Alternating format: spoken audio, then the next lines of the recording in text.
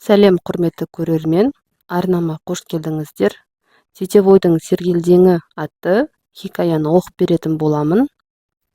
Менің еңбегімді бағалап, жасап жатқан жұмысымды бағалап, арнама тіркеліп, подписаться басып, қолдап кетулеріңізді өтінемін. Және де соңына дейін тыңдап, лайк басып, өз пікірлеріңізді қалдырып кетіңіздер. Қандай да бір осы сетевойға қатысты оқиғаларыңыз болса, оны да жаза кетіңіздер. Сетевойдың сергелдеңі. Телефон шырылдап қояр емес. Айым бір қарады да қайттан жатты. Қоңырау шалып жатқан пәтердің қожайыны екен. Тағы пәтер ақшасын сұрап жатқан болар. Қайдан табамын енді? Кімнен көмек сұраймын? Кім көмектеседі? Ақша алатын ешкімі жоқ. Бәрінің сенімінен шыққан. Енді таныстарына, туған-туыстарына хабарласуға бет жоқ. Ойынның бәрі жан-жақта. Не істеп қойдым мен? Қалайша алданып қалдым? Енді қалай күн көремін? Балаларымды қалай жетілдіремін? Жап-жақсы жұмысымнан да айырылдым. Енді қайда тұрамын? Ақмақ басым, қайдан ғана жолығып едім Сабираға. Сол күн қайта келсінші, мұндай іске бармас едім. Не істеймін? Қайттым. Ойында мың сан сұрақ. Бірақ осы сұрақтың ешбіріне жауап таба алмай отыр. Ойын қасына келген балалары бұзып жіберді. Анашым, қарнымыз ашып кетті деп келіп тұр екен. Оларды шақтырып отырған айым жоқ. Өз ойымен әуре болып отырғанда, бұлар да жағаласып тұр. Ашуланған айым, не деген тоймайтын баласыңдар? Қайдан аламын? Үнемдеп жесеңдерші. Ертеңгі күнді ойлаңдар. Айналып келіп тамақ деп дегбірімді қаштырдыңдар ғой. Тамақтан басқа бір нәрсе білесіңдер ме? Ойнаңдар барып деп жекіп тастады. Анасынан сөз естіген ұлдары қайта теледидар алдына барып жайғасты. Балаларына қараған айым жүрегі ауырып кетті. Балаларымның не кінәсі бар? Мен ғой кінәлі. Ана Сабираға сенбеуім керек еді.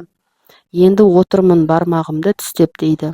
Қалайша бұлай алданып қалдым екен деп отыр. Не де болса тұрайын, бала-шағама еге болып тамағын жасайын. Қарындары ашып қалды ғой. Әбден ішіп жеп қалған ұлдар жоқшылыққа шыдай алмай отыр. Құр нанды тамақ сынбайды.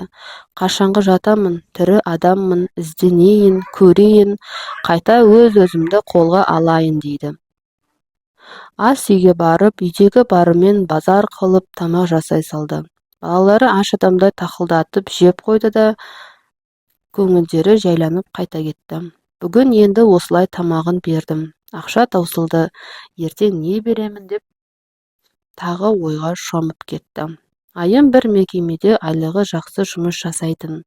Өзі әп-әдемі, топ-томпақ, бетінде бір әжімі жоқ аппақ келіншек еді. Жолдасымен балалары кішкентай кезде дәм-тұзы жараспай ажырасып кеткен. Балаларын қалдырмай өзімен алып кетті.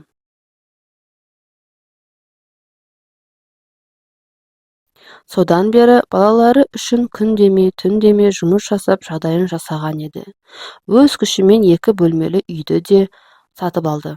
Айлығы да жақсы. Не ішемін, не киемін деген ойда жоқ. Керемет өмір сүріп жатты. Сабира айымның жоғарғы оқу орнындағы құрбысы. Өзі Астанада тұратын. Екеуі ұялы телефон арқылы сөйлесіп жүретін.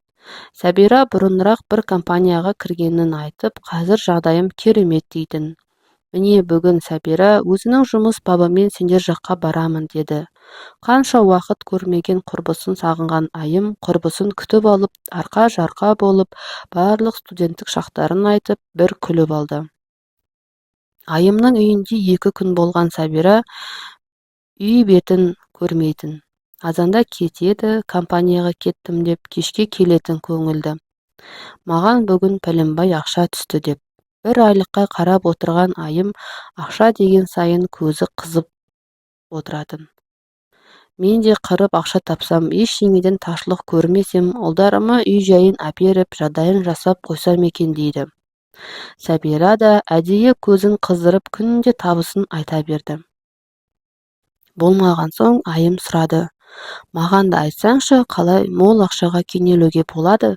Мен де таршылық көрмей рахатыма өмір сүргім келеді. Соны күтіп отырғандай Сәбира да саңқылдай жөнелді. Аузы аузына жұқпай Сетевойдың қыр-сырын айтып жатыр. Айым отыр, оңай нәрсе екен ғой, жасауға болатын нәрсе екен. Өтірік емес шығар. Көз алдымда Сәбира отыр ғой, қолының бәрі алтынға толы. Өтірік болса бұл да шалқып жүрмес еді ғой, дейді ішінен. Не де болса тәуекел қылып көру керек екен деп баса айналып отыр. Сәбира айымға жаны ашыған ұқсап осында қала берсін бе? Үйіңді сатып Астанаға кел. Екеуміз бірге жұмыс жасаймыз. Өзім сені жақсы жалақыға жеткіземін. Мұндағылар бұл компанияны түсінбейді. Одан да сол жаққа кел, қалай байып шыққаныңды көресің. Қара да тұр, әлі күшті өмір сүретін боласың, деді. Сәбира тағы бір жеті болып өз үйіне қайтты. Кетерінде міндетті түрде келетін бол. Қорықпа, маған сен, деп тағы кетті. Айым жұмысына барып жүр.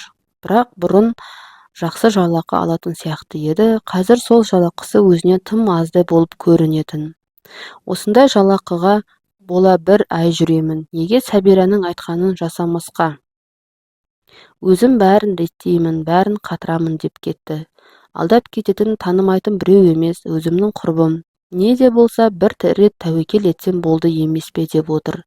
Бір жағынан қорқып, бір жағынан көз қорқақ, қол батыр емес пе дейді. Солай отырып Сәбираға хабарласты. Үйді сататынын айтып, Астанаға баратын болды. Сәбира, саған сенім артып отырмын. Мен жолда қалмайын. Бәрін өзің реттерсің, деді. Қорықпа құрбым, маған сен де келе бер, деді. Екеуі келіскендей болды. Тұрған пәтерін жарнамаға беріп сатып жіберді. Екі баласын және киім-кешектерін алып Астанаға келді. Бірінші аз уақыт Сәбираның үйінде тұрды. Кейін балалармен бір айға пәтер жалдап кетті. Сатып келген пәтер ақшасын Сәбираның айтуымен Сетевойға салды да жіберді.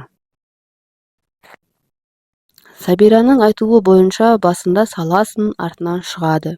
Бір ай күтсең, мол байлыққа кенелесің. Міне ақшасының бәрін салып, енді қашан шығар екен деп күтіп жүр.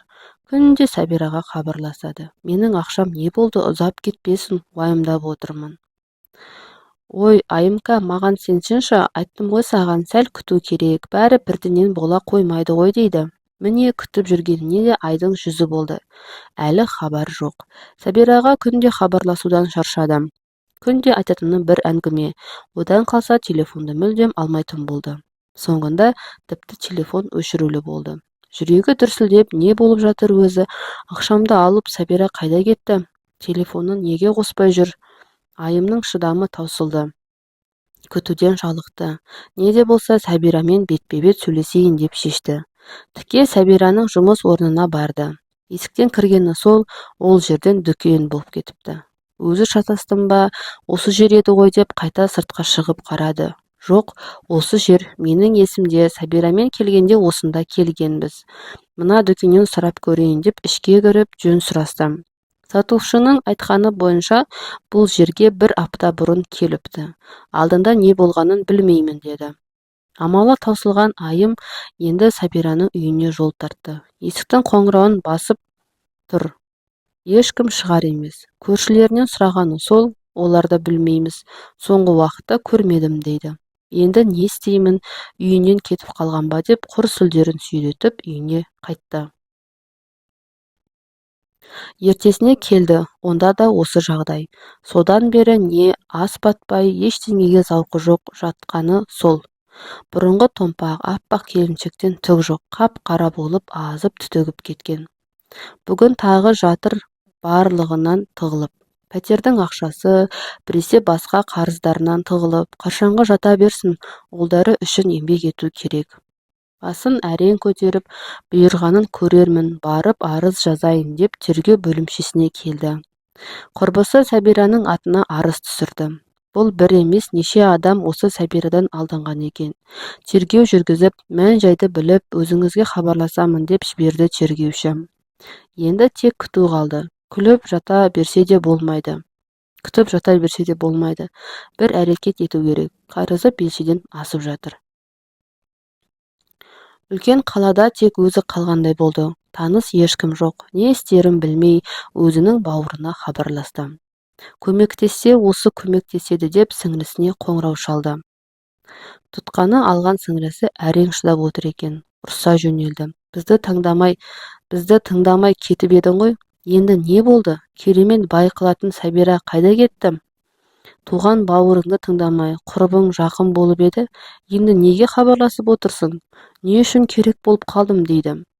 Айтатын дым жоқ. Сіңлісі ұрысса жөнімен ұрысып жатыр. Аузы жұмылған күйі үндемеді.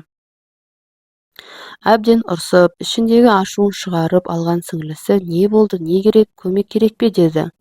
Қанша дегенмен бауыры ғой, жаны ашып тұр. Бұл сөзін естіген айым сөйлей алмай жылап жіберді. Арғы шетінде басу айтып, неге жылайсың, болар іс болды, енді өкінбе, бұл саған өмірлік сабақ болсын деді. Өзін әрең басқан айым арыз тастағанын айтып, одан қарызданып қалғанын айтып жатыр. Ақша бере тұр, жұмысымды реттеп алсам берермін деді. Ақшаңды қайтарма, одан да пәтерақыңды төле де кері қайт. Онда пәтерақы төлеу қиын болады. Менің бос тұрған пәтеріме келіп тұра бер. Үйреніп қалған жерің, жұмыс табу оңай болады. Сондықтан ертеңнен қалмай жолға шық деді. Сіңлісінің айтқанын жасап, екі ұлымен киімдерін алып қайта кері қайтты. Міне содан бері жарты жылдың жүзі болды. Қайтқан ақшасы жоқ, әлі күтумен жүр. Айым сіңлісінің бос пәтерінде тұрып жатыр. Өзі бұрынғы жұмысына барып еді, бос емес екен. Орнына басқа адам орналасыпты. Барлық жағдайын айтып жыларман болып тұрған айымға жаны ашыды ма, басқа бір қызмет ұсынып, соған орналасты.